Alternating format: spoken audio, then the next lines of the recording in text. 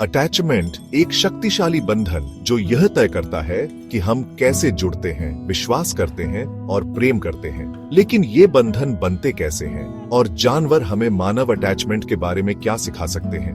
आज हम Conrad Lawrence और हैरी हार्लो के उन शोधों में गहराई से उतरेंगे जिन्होंने अटैचमेंट को समझने के हमारे तरीके को हमेशा के लिए बदल दिया।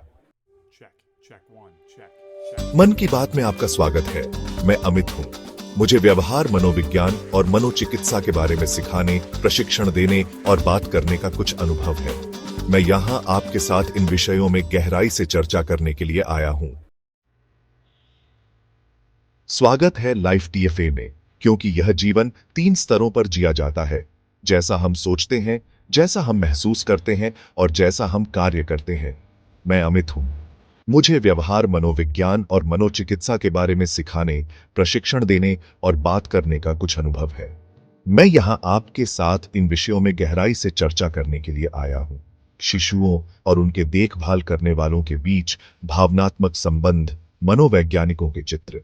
अटैचमेंट थ्योरी शिशुओं और उनके देखभाल करने वालों के बीच भावनात्मक बंधनों को समझने का प्रयास करती है।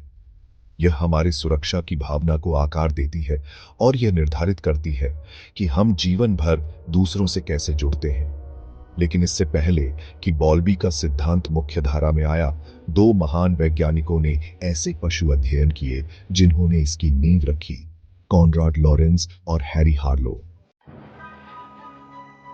1930 के दशक में ऑस्ट्रियाई प्राणी विज्ञानी कॉनराड लोरेंस ने ग्रेलैग गीज का अध्ययन करते हुए इम्प्रिंटिंग की खोज की। इम्प्रिंटिंग एक तेज सीखने की प्रक्रिया है जो एक महत्वपूर्ण अवधि में होती है, जिसमें नवजात शिशु उस पहले चलती हुई वस्तु से जुड़ जाते हैं जो वे देखते हैं, आमतौर पर उनकी मां। लोरेंस ने हंस के अंडों को 2 समूहों में विभाजित किया। ग्रुप 1, जिन्हें उनकी मां ने स्वाभाविक रूप से सेया। ग्रुप 2, जिन्हें इनक्यूबेटर में सेया गया, और उन्होंने लॉरेंस को पहली चलती हुई आकृति के रूप में देखा। हैरानी की बात यह थी कि ग्रुप 2 के बच्चे लॉरेंस का उसी तरह पीछा करते थे जैसे ग्रुप 1 की चूजे अपनी मां का। लॉरेंस ने निष्कर्ष निकाला कि अटैचमेंट केवल भोजन पर आधारित नहीं है, बल्कि यह एक प्राकृतिक, स्वाभाविक व्यवहार है जो जीवित रहने के लिए आवश्यक है। इम्प्रिंटिंग तेज, एक महत्वपूर्ण अवधि में होती है और अपरिवर्तनीय है। इसने उस समय की व्यवहारवादी धारणा को चुनौती दी कि अटैचमेंट केवल भोजन पर आधारित है।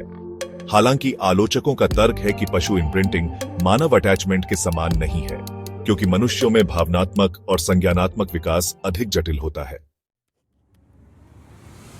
उसी समय अमेरिकी मनोवैज्ञानिक हैरी हार्लो ने 1950 के दशक में अपने विवादास्पद प्रयोगों के माध्यम से आराम की भूमिका की जांच की। हार्लो ने शिशु बंदरों को उनकी जैविक माताओं से अलग कर 2 विकल्प दिए: एक तार वाली मां जिसने दूध दिया लेकिन ठंडी और असुविधाजनक थी, और दूसरी कपड़े वाली मां जो नरम और आरामदायक थी लेकिन भोजन नहीं देती थी। चौंकाने वाली बात यह थी कि शिशु बंदर ज्यादातर समय कपड़े की मां से चिपके रहते थे, आराम और सुरक्षा चाहते थे। उन्होंने तार वाली मां के पास केवल भोजन के लिए थोड़ी देर के लिए ही जाया, जिससे यह स्पष्ट हुआ कि अटैचमेंट केवल भोजन पर निर्भर नहीं है, यह भावनात्मक आराम और सुरक्षा के बारे में भी है। अटैचमेंट में आराम और सुरक्षा भोजन से अधिक महत्वपूर्ण है। लेकिन हार्लो के प्रयोगों ने अटैचमेंट की कमी के नकारात्मक प्रभाव भी दिखाए। जिन बंदरों को वास्तविक मां नहीं मिली, उनमें चिंता, आक्रामकता और वयस्क होने पर अपने बच्चों की उपेक्षा जैसी गंभीर समस्याएं देखी गईं। लॉरेंस और हार्लो ने अटैचमेंट को समझने के नए आयामों को उजागर किया, पारंपरिक धारणाओं को चुनौती दी और यह प्रभावित किया कि हम कैसे पालन पोषण और बंधन को समझते हैं। उनके अध्ययन हमें यह याद दिलाते हैं कि प्रेम और सुरक्षा बुनियादी आवश्यकताएं हैं जो हमें आकार देती हैं। अटैचमेंट केवल जीवित रहने के बारे में नहीं है, यह जुड़ाव, आराम और प्रेम के बारे में है। देखने के लिए धन्यवाद।